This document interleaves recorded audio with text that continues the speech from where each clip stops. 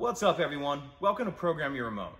Today we're going to be looking at a GM programming procedure that covers many of the new GM models, 2015 to 2016 and newer. So a couple things we need to go over before we get into it. First, this procedure is going to be for push button start vehicles. If your vehicle has a separate remote and key, and I'll put a picture of one here on the screen, then this procedure will not work. The second thing is, this is a timed procedure. You need to allow yourself about 30 to 40 minutes. There's about 10 minutes in between some of the steps. So again, allot yourself about 30 to 40 minutes. The next thing is, this procedure is going to be for if you've lost all the keys for your vehicle, if you have no remaining. So in that case, once you have no remaining and you go buy yourself a new smart key, and yours may look a little different than this, you need to get the key cut. The emergency key in the bottom. This will be the only part of the procedure that you cannot do yourself. So in order to start the procedure rather, we need to have our smart key unprogrammed with the key cut. So once we get to that point, let's go ahead and jump into it. So now we're looking at the driver's door. Some vehicles may have an exposed key cylinder where you can actually see the slot where the key will go right in.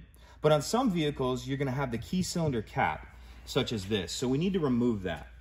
How we're going to do that is, if you look under here and you see this slot right there, we're going to take the emergency key that again's already been cut, and you're just going to lift the door handle slightly, put that key up in the slot, and just wiggle it. Yours may come off there a little harder if it's never been off. So once we have that off, now we have our key cylinder exposed. So now that we've got the lock cylinder cap removed, we can go ahead and move forward with the rest of the procedure. So as I was saying earlier, this is a timed procedure. We're gonna need 10 minutes for this first step. So get yourself something to time yourself with. I'm gonna use a phone here. Just have that handy. I'm gonna open the door so it's a little easier to get in and out. We're gonna take our cut key, put it in the door lock cylinder, and we're gonna be turning it to the left 5 times. After that 5th time, we're gonna see a message on the dash, and that's when we're gonna start our timer. 1, 2, 3, 4, 5. Take a look at the dash. You see the message there, remote learning pending, please wait. And as you can see, I've started my timer.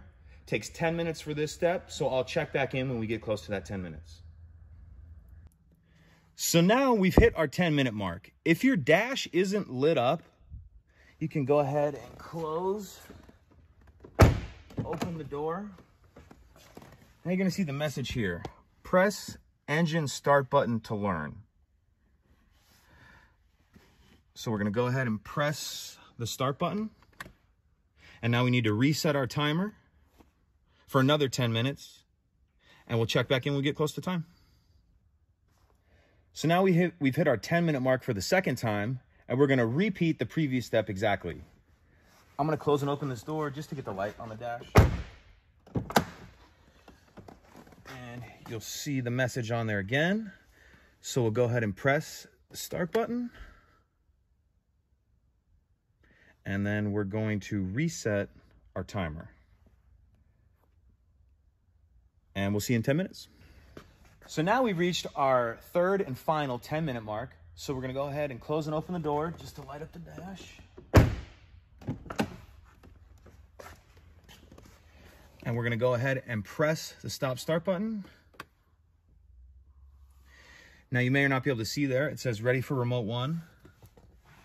So we're gonna take our transmitter and we're gonna put it in the center console. And if you can see here, there's a pocket for it right there. That may look a little different depending on your vehicle. So we want to put the transmitter in that pocket with the buttons facing the rear. So we have that in there. Now we're going to go ahead and press the stop start button again. Now we're going to remove the transmitter from the pocket and press either the lock or unlock button. And now we're gonna hold down the start button for 12 seconds to exit programming mode.